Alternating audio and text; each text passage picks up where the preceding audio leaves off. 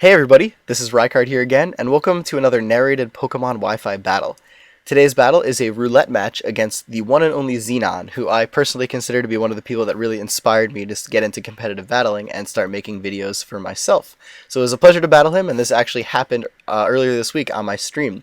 But for those of you that don't know how a roulette works, basically we tell each other how many Pokemon we have in our boxes, and then each person selects 6 different random numbers for the opponent to then select their 6 Pokemon, because each of the numbers corresponds to a different placement in the boxes.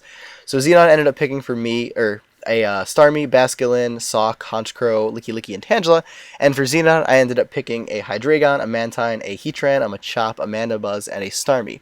And we decided to also hide team preview from each other, so we didn't actually know what each other had going into this battle. So without any further waiting, let's just jump into this right now. So to start things off, I lead off with my Starmie as Xenon leads off with his Hydreigon. Now, because Hydreigons are typically scarfed, I'm not sure if this one is since it was a roulette. I do switch out though into my Licky right here to take whatever special hit he wants to go for, possibly a Draco Meteor. But he actually surprises me here going for the Crunch, which actually makes me believe that this could be a physical Hydreigon or some type of mixed one. So rather than risk him potentially having superpower, I actually go for Protect right here. It fails as he switches out into his level 5 Machop, which is just really funny. And as this battle was going on, I told him he didn't have to do this, but he's a champ and he's super awesome and brought it anyway, but I'm able to obviously easily take that out with this Seismic Toss right there. But either way, now he has a pretty good switch into his Heatran. Not really sure what kind of Heatran this is going to be, but all I have to really damage it is Seismic Toss, so that's not really going to be doing too much damage, so I decided to switch out right here into my Starmie, knowing I could take whatever hit from his Heatran very easily as he sets up his Stealth Rock, and I go for a Scald on the following turn to potentially get some damage off on it. Now he does go out into his Hydreigon here, which obviously takes that very well, having the Dragon typing to resist the Water move, and also just having some pretty good defenses. But now me still trying to figure out if he's physical or not. Maybe he was going to go for Superpower right there. I go out into my Tangela to take that as he actually goes for U-turn, which is a good bit of damage. It's super effective, but Tangela can still take it pretty well. But he U-turns out into his Heatran, giving him Switch Initiative, meaning that I now have to switch out into my Starmie to take whatever Fire-type move or other type of move that he decides to go for. Take it fairly nicely. This is a more defensive Starmie. It does have Recover on it, so I'm pretty safe to just bring that in every time Heatran comes in, because as the damage accumulates, I'll just be able to recover it off anyway. But he actually switches out into his Mantine right here, and knowing that I can't really hurt it too bad, and him also predicting me to potentially have Thunderbolt, he switches out there just to be safe. But all I really have is Rapid Spin, and I figured why not spin away the rocks right now? I have the opportunity to, so it seems like a great option. Obviously, I wasn't going to go for Scald twice, but either way, he gets a really nice switch into his Hydreigon here, and then now he chooses to go for the Draco Meteor, which kinda still doesn't really confirm his entire moveset. I want to know what that last move is, if it's Superpower, or if it's Fire Blast, or Dark Pulse, or something. But either way, my Licky actually takes that fairly well, and I'm able to actually easily just go for a Wish right here. I really don't have anything to worry in this situation with the Wish up, because Heatran is in here right now. But one thing that I was not expecting was for him to actually have Toxic on this Heatran. You don't really see that too often in OU, and knowing Xenon, he probably would have Toxic on a lot of things, because he usually does that, but that really sucks for my Licky, because this one unfortunately does not have Heal Bell.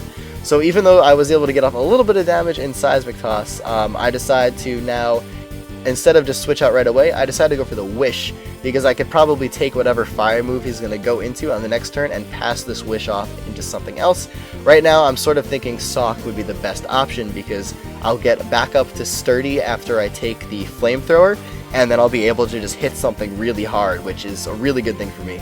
So as you see, I take Stealth Rock damage, which breaks my Sturdy, as he actually switches out into his Mantine, predicting something else to happen, probably predicting my Starmie to come back in. But either way, my Sock is Scarfed, so I'm able to easily just go for the Stone Edge right here on this Mantine. I don't know if he was either expecting me to do something else right there, because he was predicting a bit and maybe thinking I would over-predict right there. But either way, he actually just leaves his Mantine in, because he really doesn't have too much to take a solid hit from Sock on this team. But either way, he goes out into his Hydreigon yet again. I'm assuming it's Scarfed, or at least he bluffed it very well at this point in the battle. I really didn't know yet at this point. But either way, I didn't want to take a Draco Meteor, so I decided to switch out of my Tangela as he U-turns again, and then switches out into his Mandibuzz, which I thought might go for the Taunt or something. So I tried to go for the Sleep Powder potentially. It turns out he's actually a special attacking variant. But I really don't have anything to hit this thing, which is a big problem at this point in the battle. I go out into my Honchkrow, this is actually my special Honchkrow, go for the Hidden Power Flying, which actually does a really good bit of damage to this Pokemon. Now considering Mandibuzz, or this Mandibuzz, is a more offensive variant, that you can't really say too much about it, but it does have some impressive bulk, regardless of whether it's running an offensive or defensive set. But either way now, obviously, best switch into here will be going to my special wall, Licky Licky. And knowing that I'm at a very middle-low range of health right here, I just decided to go for the wish to just get up a bit of health. And even though I know going for Protect is incredibly obvious on the following turn, I still go for it anyway, even though I know he's probably going to predict this, just because I didn't want to take any unnecessary damage with this Heatran. Now, it would have been so much better if I did go for the Seismic Toss right there, but I couldn't risk it because I wanted my Licky Licky to be at as high health as possible, because if that Hydreigon keeps switching in, I'm going to need to be taking Draco Meteors. Now, I do have to switch out here because his Mandibuzz still might have Roost, it might have Taunt, I really don't know yet, but it actually reveals the Nasty Plot right here, which is going to prove to be very unfortunate for my Starmie because I really don't have a switch into this thing right now. So I just go for the Scald, I opt for this over Rapid Spin because I just wanted to get damage on this thing. I really have no solid way of taking out this Mandibuzz right now. Whether or not he knows this at this point, I'm not sure, but I don't have the Ice Beam or Thunderbolt coverage on this Starmie, so unfortunately I've just had to go for Scald. Luckily I do get the burn though, which is going to do a bit of damage, but I'm free to now bring in my Sock right here and just go for the close combat. It'll hit everything on his team at this point, so it's easily going to take down that Mandibuzz from this range. However, now I am -1, and he has a few really solid switches into this right now. So he brings in a Starmie, which is a Pokemon that I had not seen at that point, and I was hoping that he was not going to have Hydro Pump. Turns out that he does, and it does about 33-ish%, but from this range and with the Toxic up, I'm really not going to be able to do much. So I just decided to go for a Wish right here, because I knew on the following turn I was going to die from the poison damage, which is going to now allow me to freely bring in whatever I want to on this Starmie, because whatever I bring in is just going to get health back in the following turn, and I make a horrible play right here. I should have 100% went into Honchkrow, and I was really mad that I didn't do that. I went into my Basculin though, and I'm free to just Waterfall because I figured that would do the most damage, but Honchkrow would have been the best option.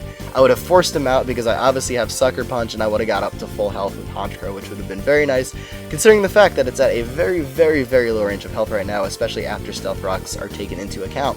But either way, he actually switches out his Heatran here just to be Death Fodder against this Basculin.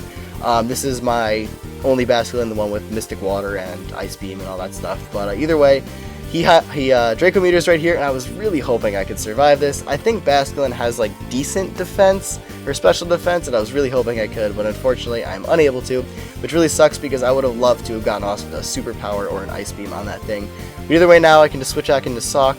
He really doesn't want to leave Hydreigon in there because if he does, he's obviously going to die to a close combat, being his special attack at -2 would probably fail to kill Sock.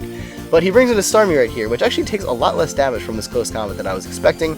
But either way, 2 close combats, I'm now at -2 special defense, and I just assumed right here he was going to just take me out very easily. He opts to go for the Ice Beam over Hydro Pump because obviously that can miss, and very unfortunately for him, but very fortunately for me, I actually lived that at -2, which just shows some very impressive bulk on Sock's end, something that I was not expecting. But as this Starmie goes down, he only has his Hydreigon left, and I have a very low health Sock, which is going to easily go down. He now fully reveals to me that he is Scarfed. I wasn't sure of that earlier in the battle, I just kind of assumed it, and all I have to go for is Sucker Punch on this guy. I don't have anything else to really hit him with. I do have Super Luck though, maybe hoping for a crit right there, but he's easily able to just U-turn there and take me out for the victory. But overall, that was a ton of fun. I love doing roulettes. They're possibly my favorite way to battle, especially if the person I'm battling against has a crazy variety of Pokemon, which I know Xenon does. So doing these with him has always been a blast. We've actually done one prior to this, which he also uploaded on his channel. But other than that, that's pretty much all I have to say for this battle.